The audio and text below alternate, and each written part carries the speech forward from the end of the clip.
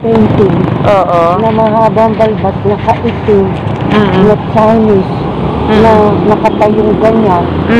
Yun ang dekorasyon ng kanyang living room. Kaya may lahing itso. Oh. Kaya ang apelido namin Saranggaye.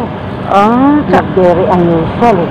Sabi ko siguro noon pang nakakabolt ang mga insect, mga ganyan sa libre pumapasok yun sa Sarangani. Hindi kayo sa kondo na nakatira? Oo, nung hinihukay ko yan, bumili ako ng 4 hinihukay pa. 4 na kondo dyan? Oo, na utang. Inuhukay eh. O, di, kamura-mura. Ay, dyan, madam. Ano yung mura lang yan nung hinuhukay pa lang? 20 years ago yun eh, nung hinuhukay yan eh. Ah, talaga po? Tagal na pala yung building na yan. Oo, pero bumili nga ako hinuhukay utang ng 30 years. Kaya ngayon... Di ba may breakfast naman yan kasama dyan? May breakfast? Hindi kayo nagluluto dyan sa kondo? Dyan? Isa nga ako, lumalabas ako para makalakad. Tapos makaganya naman, makamit ng ibang tao. Opo, mabuti nilang po anong name niyo po? Madaling tandaan. Ano? De Leon. De Leon po ang name niya. Common. Opo, ako po si Pilar. Pilar, Nobel. Nobel naman ang mga ninuno namin is Cebu. Dali mo rin tandaan. Opo. Ang sabong ko'y Perla. Pilar. Sige po, baka nagugutom na kayo? Halika, invitado kitang magkape. Ay, na po? Sige, nakanto ka. Opo, kaya naman sa sunod na lang kasi naman ako, dito na ako sa trabaho dyan sa Focus Global. Ako, dito. Oo, dyan. Dito, meron akong 2. Doon sa square, meron akong 2. Asan yung mga anak nyo? Naku, ang tatatanda na mga senior citizen na 88 na. Ay, oo nga po, 22 eh. Opo, 88 na pala. Nung panahon na yun, yung 22, nag-aasawahan na, hindi ka mukha ngayon, nagli-live-in lang. So, ikaw lang pala dyan. Sige po. Sige, madam, madali naman tandaan ang pangalan ko kung hahanapin mo ko dyan. Pasyalan kita. Kilala ako dyan kahit sino. Opo.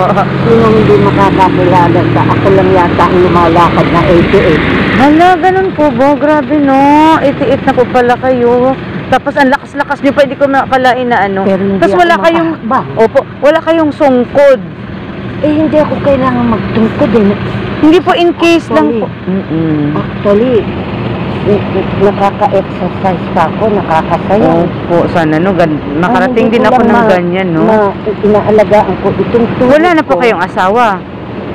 Buhay pang asawa ko, pero bata pa ako. Friendly separation. Friendly separation. Kasi masyado akong negosyante. Oo wala po. akong hilig sa ganyan. Si madam nga. Pinababayaan ko naman siya. Opo, ganun po talaga kapag busy. Ko dahil mas gusto ko nga dahil sa mga kaibigan ko yung ganun. Di malinis na libre pa. At saka regalo sa akin. Kaya nila hindi ko alam. Pinabayaan mo na lang. Pinababayaan ko. Oo, kasi kung hindi naman na ibibigay na... At saka ako hindi sexy. Oo nga, totoo po yun. Alam mo pala ang negosyante? Yung tunay na negosyante, ako palagay ko si Imelda Marcos sa politics naman. Hindi rin mahilig. Hindi na maisip yun. Hindi mo maiisip yun. Gusto mo na katulad ko, negosyo. Oo, negosyo. Habang ginaganon ako, iniisip ko yung pagbibili ko ngayon. Opo. Pagbibili ko ngayon. Opo. Bibigay ko kaya sa tawad. Opo. Kaya walang hilig pagka mga negosyante. Opo. Sigurado ako, o politics. Basta merong babae sa kanilang field, wala na. Opo, ganun po. Saka dapat naman, pabayaan mo nang mag-girlfriend. Opo. Diba? Ako kasi, kung nagbabasa dito sa McDonald's, At yung araw na araw pang ipihinubo ko pa, kilala ko yan. Ah, McDonald na yan. McDonald ba yan? Opo, McDonald. Kaya mas gusto ko yung kilala ko para Sige po, ihatid ko kayo doon. Iikot ako doon. Halika na. Oo nga. Dito kuminsan nagsushort. Oo, halika. Dito na lang tayo. Ha? Dito na lang. Oo, halika. Meron akong yung alaga ko dyan sa... Ganda naman ito. Opo. Alam mo, nakikita ko ito sa ano nga